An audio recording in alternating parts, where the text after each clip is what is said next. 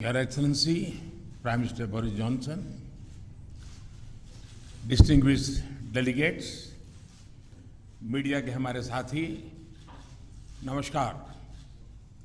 सबसे पहले मैं प्रधानमंत्री बोरिस जॉनसन और उनके डेलीगेशन का भारत में हार्दिक स्वागत करता हूं।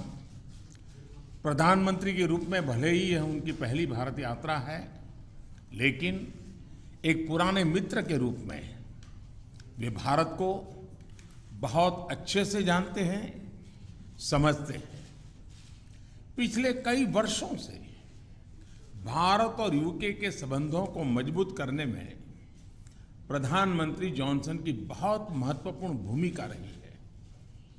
इस समय जब भारत अपनी आजादी का अमृत महोत्सव मना रहा है, प्रधानमंत्री बोरिस जॉनसन का यहाँ आना अपने आप में एक ऐतिहासिक पल है। और कल तो पूरे भारत ने देखा है कि आपने अपनी भारत यात्रा का शुभारंभ साबरमती आश्रम में महात्मा गांधी को श्रद्धा सुमन अर्पित करके किया।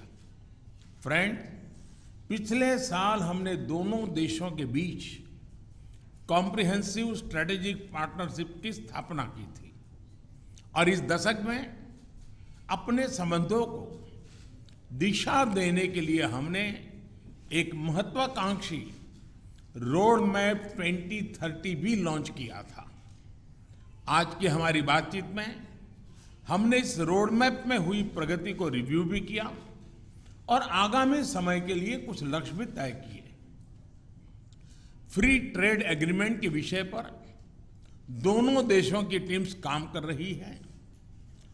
बातचीत में अच्छी प्रगति हो रही है और हमने इस साल के अंत तक एफटीए के समापन की दिशा में पूरा प्रयास करने का निर्णय लिया है।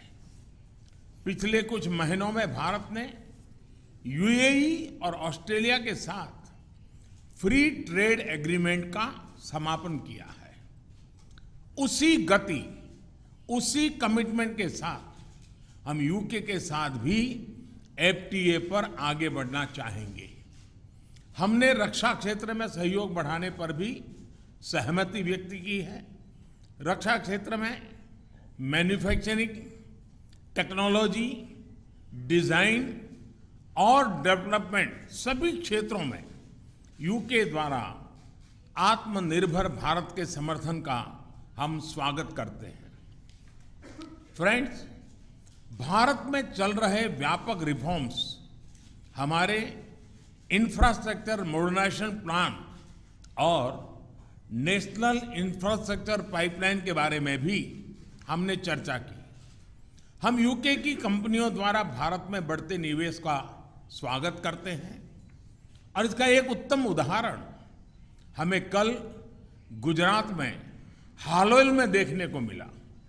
यूके में रहने वाले 1.6 मिलियन भारतीय मूल के लोग समाज और अर्थव्यवस्था के हर क्षेत्र में सकारात्मक योगदान कर रहे हैं। हमें उनकी उपलब्धियों पर गर्व है और इस जीवंत सेतु को हम और मजबूत करना चाहते हैं।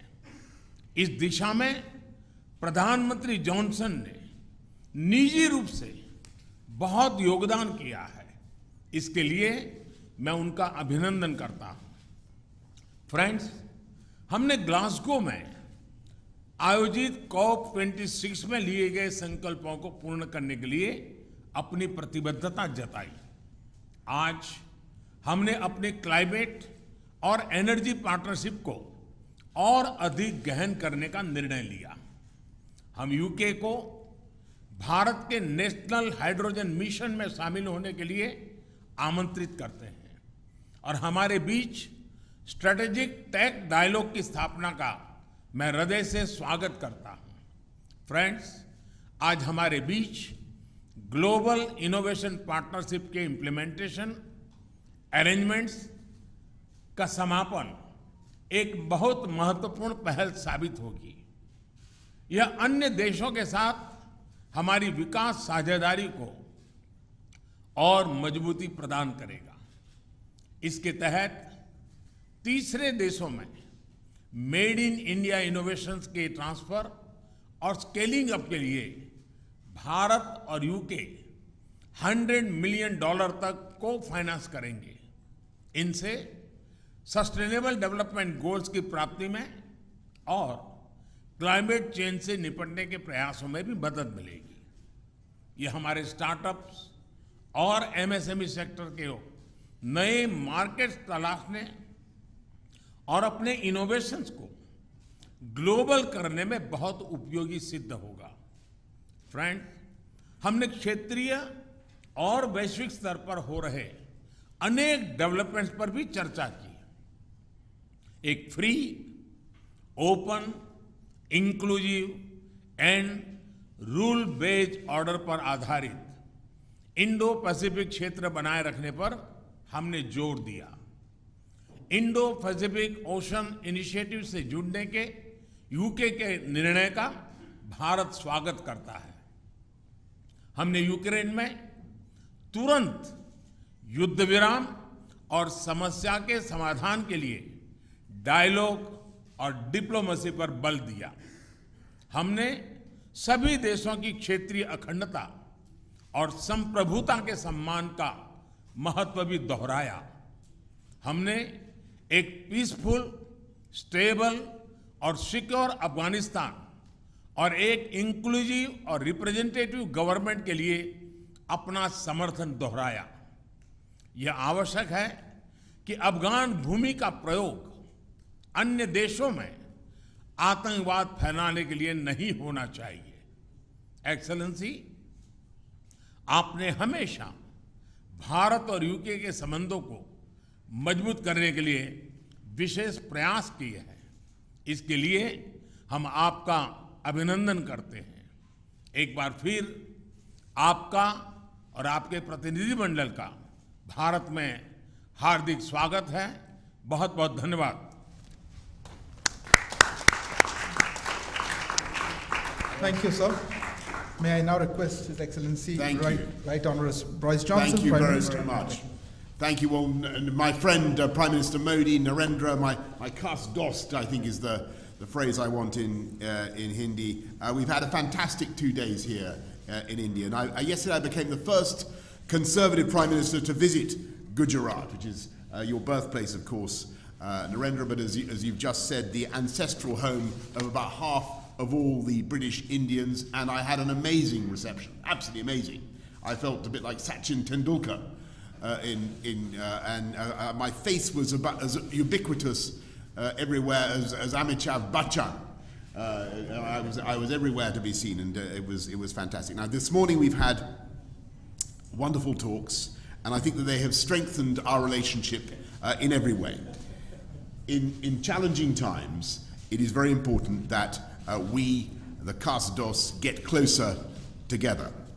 And I believe the partnership between Britain and India, one of the oldest democracies, Britain is one of the oldest, I mean Iceland they say is older, but we're one of the oldest, and India, certainly the largest democracy, is one of the defining friendships of our times. And what we're doing is taking forward an ambitious 10-year roadmap for British-Indian relations that we agreed last year. It was great to see you at the G7, but since then the threats of autocratic coercion have grown even further. And it's therefore vital that we deepen our cooperation, including our shared interest in keeping the Indo-Pacific open and free. So today, we've agreed a new and expanded defence and security partnership, a decades-long commitment that will not only forge tighter bonds between us, but support your goal, Narendra, of Make in India. The UK is creating an India-specific open general export licence, reducing bureaucracy and slashing delivery times for defence procurement. We've agreed to work together to meet new threats across land, sea, air, space and cyber, including partnering on new fighter jet technology, maritime technologies to detect and respond to threats in the oceans. We're extending our partnership as science superpowers and building on the collaboration between Oxford AstraZeneca, for instance, and the Serum Institute of India, which vaccinated more than 1 billion people against COVID, including, I'm proud to say, me. I have the Indian jab in my arms, and a power of good it did me. So many thanks to India. And that has helped India to become what Narendra has called the pharmacy of the world. Today, we're embarking on joint initiatives on malaria vaccines, on antimicrobial resistance, and a digital partnership between the Indian National Health Authority and our NHS. We're also taking big steps together on energy security, helping each other to reduce our dependence on imported hydrocarbons and adopt cheaper, more sustainable, homegrown alternatives. And we have a new offer, a new plan to develop offshore wind from the Celtic Sea to Dhanushkodi.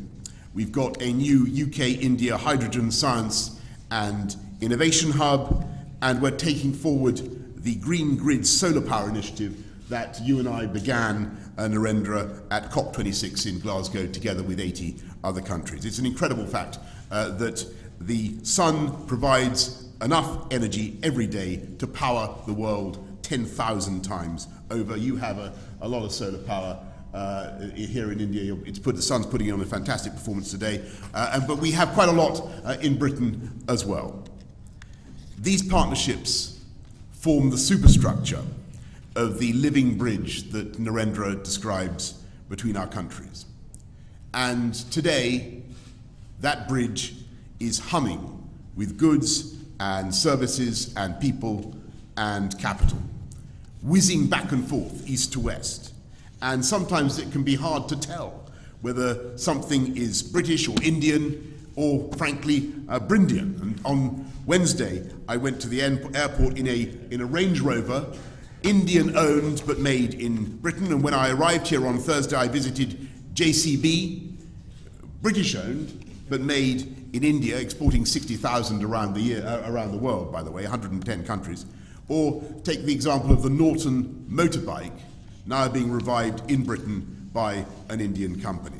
And I'm very pleased that this visit has not only deepened our economic partnership, we've agreed new deals worth £1 billion and created more than 11,000 jobs across the UK in everything from electric buses to the robotic surgery of Smith & Nephew, which I saw yesterday, as well as in artificial intelligence, where India's strengths are remarkable.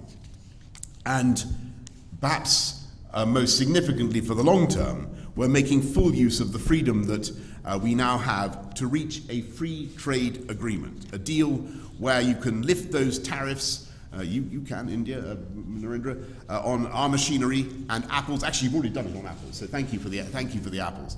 And in turn, we can lift the tariffs on your rice and textiles. We've already closed 4 chapters, and today we're announcing new measures to make it easier to export UK-made medical devices to India and ensure mutual recognition of UK higher education qualifications. And as the next round of talks begins here next week, we're telling our negotiators, get it done by Diwali in October. Get it done by Diwali.